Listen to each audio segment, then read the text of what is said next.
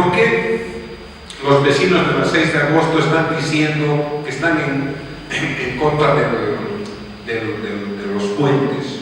¿No? Porque tienen negocios, probablemente, porque efectivamente ya tienen enfermos por estar expuestos a un tipo de contaminación atmosférica y acústica. Es decir, esos serían los intereses que están detrás de lo que están diciendo los actores. Entonces, no sé si está clara esta distinción entre posición e interés para analizar los conflictos. Por eso el enfoque de la escuela de Harvard nos va a decir que hay que concentrarse en los intereses, porque los intereses es lo que realmente está en el motivo del conflicto o el motivo de la disputa, el motivo de la ruptura, como ayer veíamos al definir. Entonces, para cada interés acostumbra a existir varias posiciones que lo satisfacen. Detrás de las posiciones opuestas hay intereses tanto enfrentados como compartidos y compatibles.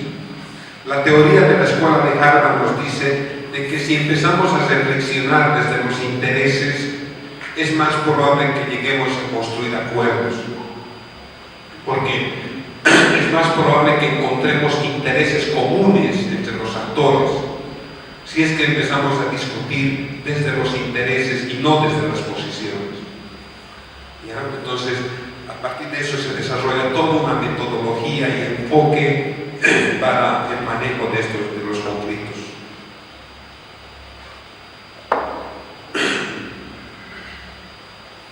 El otro elemento para analizar los conflictos es determinar los recursos que cuentan los actores para lanzarse al éxito o con los cuales están interviniendo en el conflicto.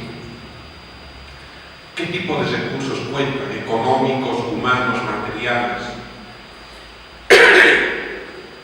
Porque el contar estos recursos constituyen dispositivos fundamentales para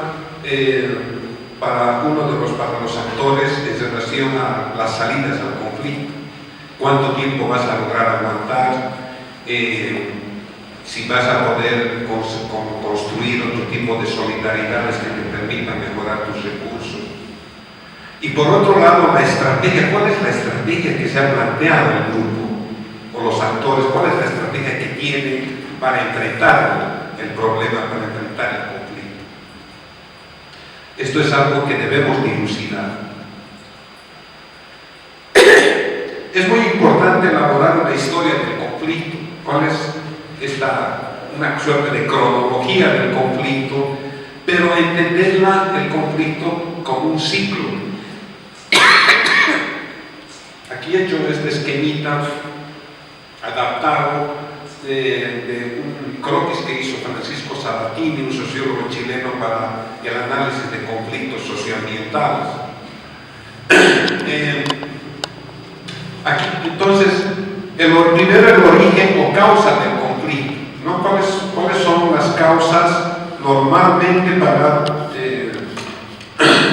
de los conflictos? Como ya hemos señalado, pueden ser diversos, ¿no? En función a la problemática, impactos sociales, ambientales, económicos que deben ser asumidos por algún actor y que éste se niega a asumirlos, temas de justicia social, ambiental, económica, aspectos de dominación económica, cultural, etc.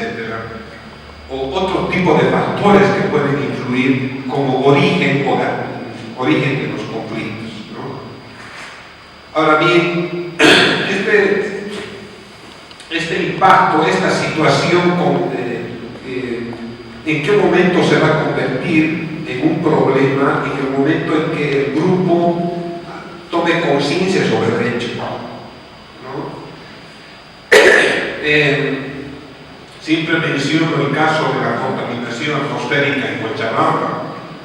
En la ciudad de Cochabamba, entre el 80 al 90% de la contaminación atmosférica es producida por motorizados, por autos.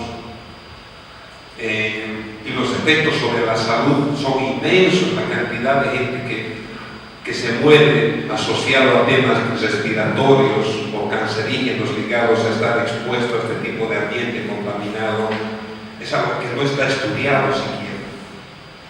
¿No?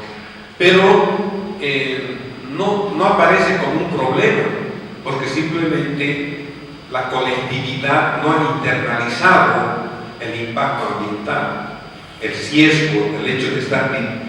Cochabamba está entre las ciudades más contaminadas de Latinoamérica, según los datos de un dato reciente. Pero no es considerado un problema esto, porque no existe una conciencia colectiva del hecho. Entonces, la importancia de que el grupo tome conciencia, empiece a reflexionar sobre la situación. Es en ese momento en que estamos hablando de un problema, de que existe un problema. Y este se va a tornar en conflicto, antes. El tener conciencia del problema va a estar en función a algunos factores claves, como la información que tengas, ¿no? Uno de los temas críticos en los conflictos sociales es la información con la que cuentan los actores respecto al tema de disputa. Muchas veces se lanzan a conflictos con información insuficiente, o el conflicto se vuelve como una demanda de información. Esto es muy común en Bolivia, donde más bien hay una tendencia a la no transparencia en la gestión pública. Entonces, al menos durante este gobierno, el proceso de cambio, acceder a información pública es un trabajo heroico, es top secret. Entonces, demandar la información ya se convierte en motivo de conflicto. El otro tema que puede influir en la conciencia o no sobre un impacto, una situación, es los valores que existen en el grupo. ¿Cuál es la valoración que tenga el grupo sobre el hecho? ¿No? Si no tiene ningún valor para nosotros este tema de salud pública, de la contaminación atmosférica, nunca lo vamos a considerar un problema. Pero un problema se va a convertir en conflicto cuando, en el momento en que el grupo interviene, toma una acción, pasa a la acción. Ya no es solo que internaliza el hecho, sino que realiza una acción. Y esta acción puede traducirse desde bloqueos, huelgas, cartas, algún tipo de mecanismo de acción colectiva que desarrolle el grupo afectado, por ejemplo. Pero además, pasar a la acción va a ser también tomando en cuenta esto de los recursos con los que cuentan, las redes de apoyo. ¿Cuáles son las redes de solidaridad con las cuales se puede contar para el conflicto? Y contando con una estrategia, cuáles son nuestras alternativas, cuáles son nuestras opciones, ¿no?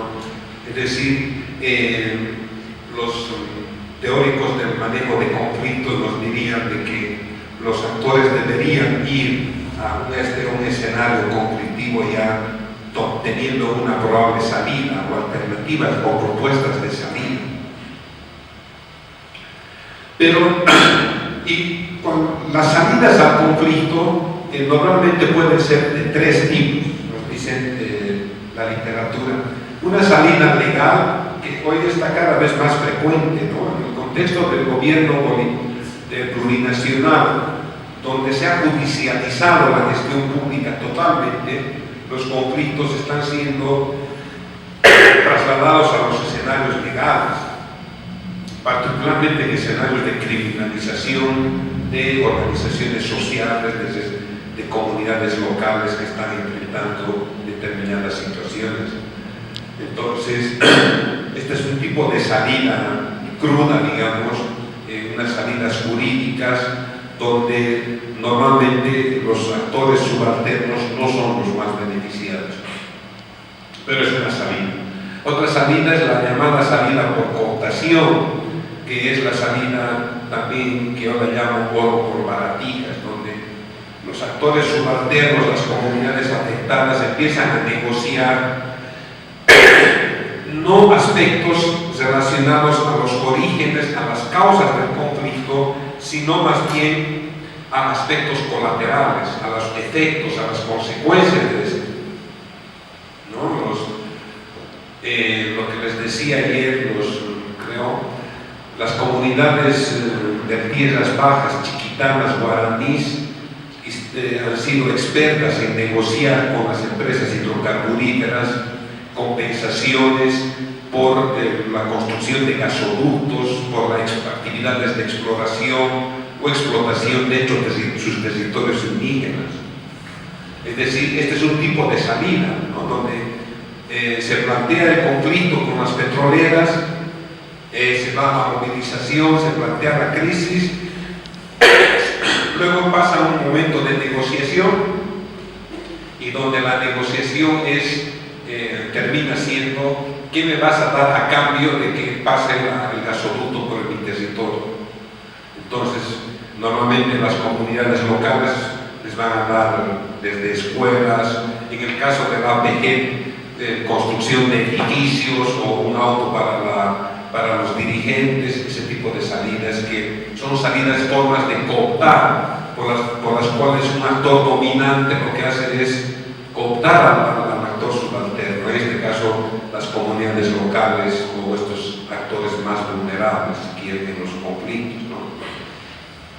Entonces, estas salidas por cooptación es algo que hay que tomar mucha atención porque es muy frecuente en la cultura política boliviana la cooptación de estos procesos. Y las salidas, de alguna manera ideales, son los resultados de un proceso de negociación formal, en muchos casos con el uso de mediadores, moderadores, facilitadores.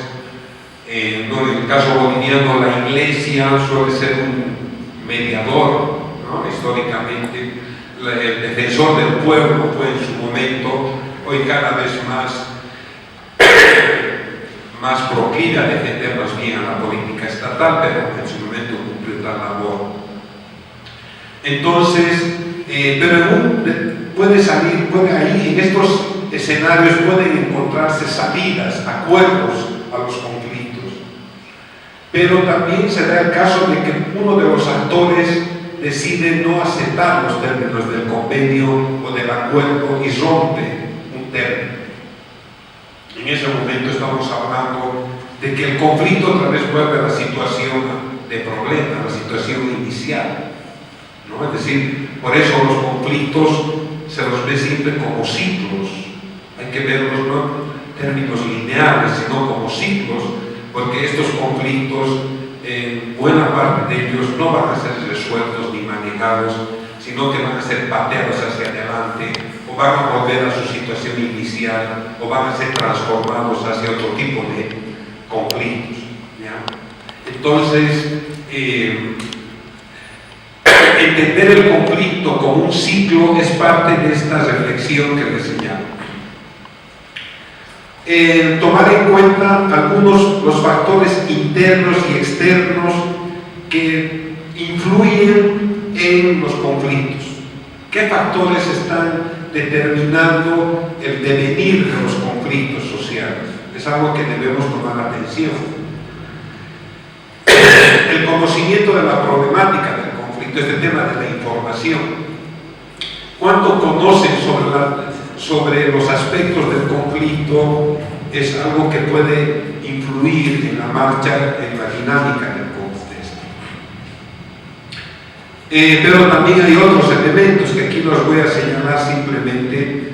La valoración social y cultural del objeto del conflicto, cuál es el valor que le dan al tema en disputa. Existen propuestas alternativas, o sea, si hay propuestas alternativas es más fácil que se construyan salidas, ¿no? Si la negociación es con o sin presión social, o sea, normalmente las organizaciones sociales han buscado negociar con presión social, es decir, que el bloqueo esté todavía existente mientras están negociando, ¿no? Es es algo que es un tema de disputa normalmente. Bueno, primero levanten el bloqueo y después negociamos, pero es un tema que va a influir mucho en el devenir del conflicto. El tema de las alianzas, las redes, los nodos, qué tipo de redes están estableciendo los actores subalternos para contar con solidaridad y soportes y enfrentar este conflicto. Aliados que puedan ayudar en procesos de negociación, por ejemplo. Pero también contar o no con un equipo asesor, un equipo técnico. La coordinadora del agua tenía un equipo técnico que fue el que le sustentó cuando la guerra del agua en procesos de negociación y construcción de argumentos. Hoy es muy común en organizaciones sociales tener tu abogado que funge como tu asesor, digamos, ¿no? Tu equipo técnico que te orienta. En un contexto donde todo está judicializado, contar con abogado es cada vez más importante, sin duda. La cobertura de medios de comunicación, ¿cuál es el rol que juegan los medios de comunicación en los conflictos? ¿Puede ayudar o no a la dinámica del conflicto? La legitimidad de la organización o los líderes, ¿no? Líderes que son defenestrados como interlocutores. Entonces, ¿qué negociación puede haber con un líder que no es reconocido como tal? Entonces, el rol de los líderes, la estructura democrática de los actores, cómo están organizados internamente, en estructuras autoritarias donde no hay informes a las bases, donde el representante negocia a nombre del grupo, es parte de la discusión sobre la democracia interna en estas organizaciones. ¿Cómo se maneja la negociación? Es una lógica más confrontacional o dialógica, ya cómo te organizas para la negociación. Como ven, son varios factores internos y externos que nos muestran la importancia de tomarlos en cuenta a la hora de analizar estos conflictos. Y las relaciones de poder, sobre las cuales no voy a profundizar, porque va a ser motivo de una presentación específica, pero tomar en cuenta qué tipo de relaciones de poder y dominación se están estableciendo entre los actores, qué tipo de salidas se están dando, como hemos visto ya en el ciclo del conflicto. Entonces, todos estos elementos serían los elementos claves, digamos, para el análisis de conflicto. Bueno, ¿hay alguna consulta que quieran realizar, pregunta, antes de irnos al refrigerio? Efectivamente, la negociación lo que ayuda mucho es a igualar, si quieren, ¿no? Metafóricamente. Digamos, normalmente los actores subalternos están en una situación de defensiva al inicio de un conflicto. Pero cuando se plantea estos momentos de crisis, la movilización, la acción colectiva, lo que hace es de alguna manera poner en otra situación a estos actores subalternos y obligan al interlocutor a ir a la negociación, como lo que señalaba don Julio respecto a la guerra del agua. Efectivamente, la negociación, producto de la presión ciudadana, se obliga al gobierno a negociar, a reconocer como interlocutor primero a la coordinadora del agua, porque al principio ni siquiera era reconocido como interlocutor, menos ir a negociar. Entonces, es la presión de la gente que obliga a reconocer primero como interlocutor a la coordinadora y segundo, ir a negociar. Entonces, esto hace de que los negociadores entren con otra posición. Entonces entran, como decía, más fortalecidos, pueden plantear de otra manera también sus argumentos frente a la posición confrontacional que tenía el gobierno en ese momento. Entonces, es cómo manejas estas situaciones, son detalles que forman parte de la experiencia de los conflictólogos, digamos, o que las organizaciones sociales involucradas en conflictos han tenido parte de su experiencia colectiva seguramente es eso, ¿no? En el lenguaje de Habermas, nuevamente, él va a ver en los llamados nuevos movimientos sociales como los actores que pueden generar un proceso de fortalecimiento democrático hoy, porque ellos van más allá de esta lógica partidaria de los partidos tradicionales o de las formas tradicionales organizativas de acción política, porque los nuevos movimientos sociales actúan fuera de un escenario parlamentario necesariamente y desde fuera pueden influir sobre el sistema democrático formal. Entonces, ¿cómo fortalecemos, por tanto, este tipo de movimientos?